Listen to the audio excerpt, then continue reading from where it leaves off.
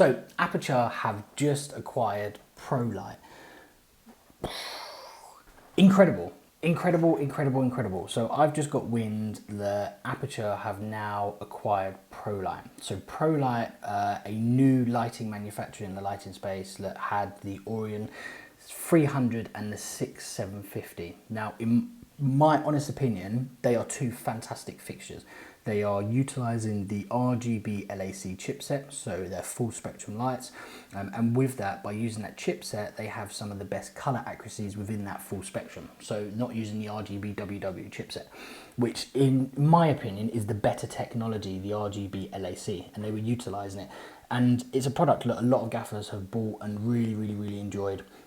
In terms of connectivity and things like that, absolutely fantastic, you know, a really standout product, and I've got a lot of time for it. Really liked what they were doing. And they also combined with Dado in terms of creating some optics, which is fantastic because Dado have great heritage with optics, and they were also working with Jeff Brinks over at Blackout. So in terms of like their positioning in the market, they were really rooting out in fantastic directions to kind of make themselves notable as a contender in the space, and I think they were doing a really good job at that. Now, I've just got wind that Aputure have now acquired Prolycht. So what does that mean for the existing relationship with Dado? I don't know. The existing relationship with Blackout?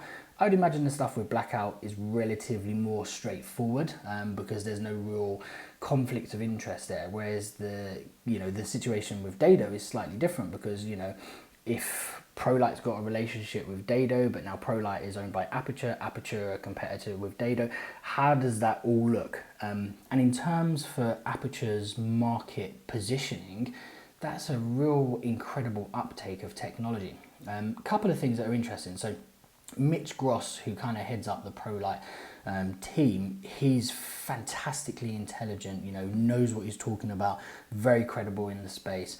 They've now soaked up that talent in-house, which is incredible. You know, someone like Mitch is fantastic. You know, I haven't had the pleasure of meeting Mitch in person, but I watch a lot of his videos and I've seen him talk at shows and stuff, and you know the guy knows what he's talking about, so you can only respect him for that. So they now have that talent in-house. So ultimately, that insight, that kind of, you know, resource is ultimately going to lead to better products, which is fantastic.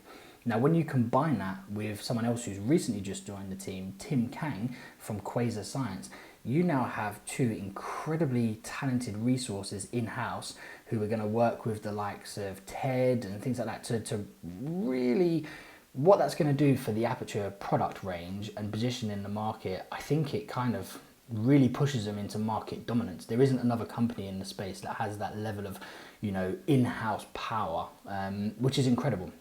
And I'm super excited for them. You know, the other thing you have to question is, how does this impact their competitors?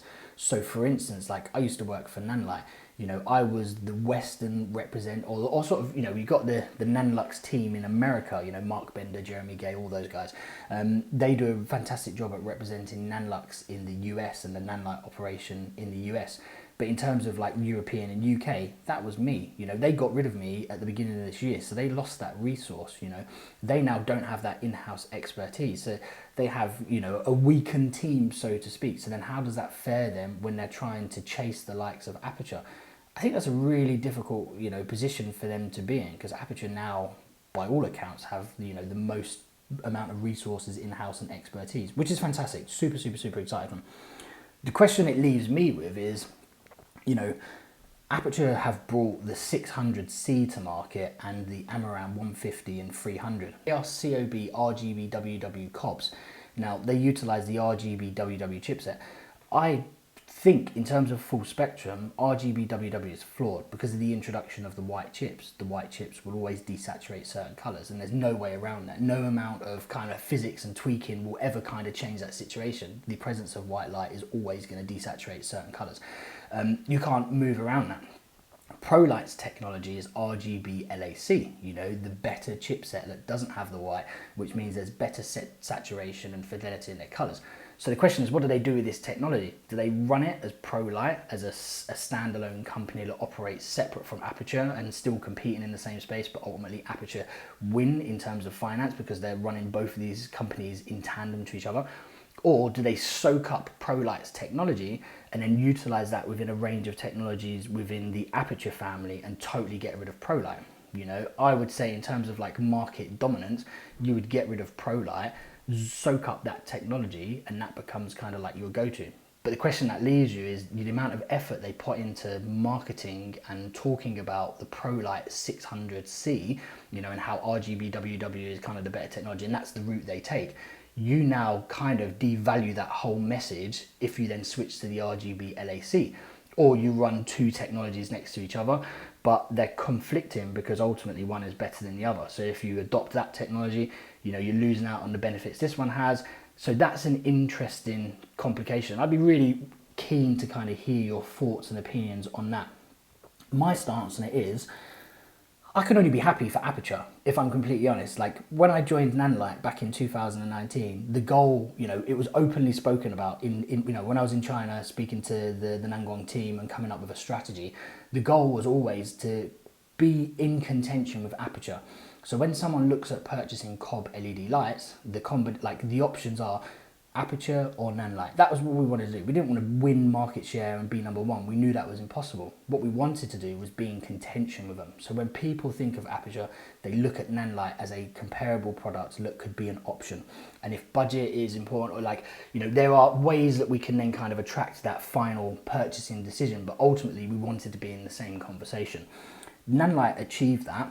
You know, for a lot of hard work of myself and the team in China and stuff, we eventually got to that point where the brand is now in contention. But I chased Aputure for 3 years in terms of what they did from a marketing perspective. I did it with very little resource. I did it on my own, you know, sort of isolated from the team in China with very little resources. And I can only respect what Aputure do and are doing because they're incredible at doing it. So from someone that's been chasing them for a long period of time, you can only gain respect for what they are doing. And now these next steps that they're taking in their product, kind of like their product journey, their brand, their company kind of life cycle, you can only respect what they're doing. And I think it's great to see that they're not just pioneering with products, they are also now taking in incredible in-house talent. That is so powerful. You know, when I was at Nanlite, it was very little resources. You know, we had very little resource in the industry. Like, we hired another guy called Alvin. He had no expertise in LED lighting whatsoever. You know, he comes from he worked for Xeon. You know, so they adopted new people in the team, but they weren't experts. They weren't people that could propel things forward from a technical aspect. You know, they might have a bit of understanding of marketing and kind of the domestic markets and stuff like that, but they're not experts in lighting. In terms of what Aputure have done, you know, they've now got Tim Kang, they've now got Mitch Gross, you know, you've got Ted. They have one of the most resourceful and kind of like resourceful teams, and the depth of the knowledge they have is incredible, and that's only going to filter through to the product. So super excited for them. What I'd be really interested to know is, if you are in the lighting space, what are your opinions of this? Do you own Prolycht product? Do you want to see the technologies move into Aputure?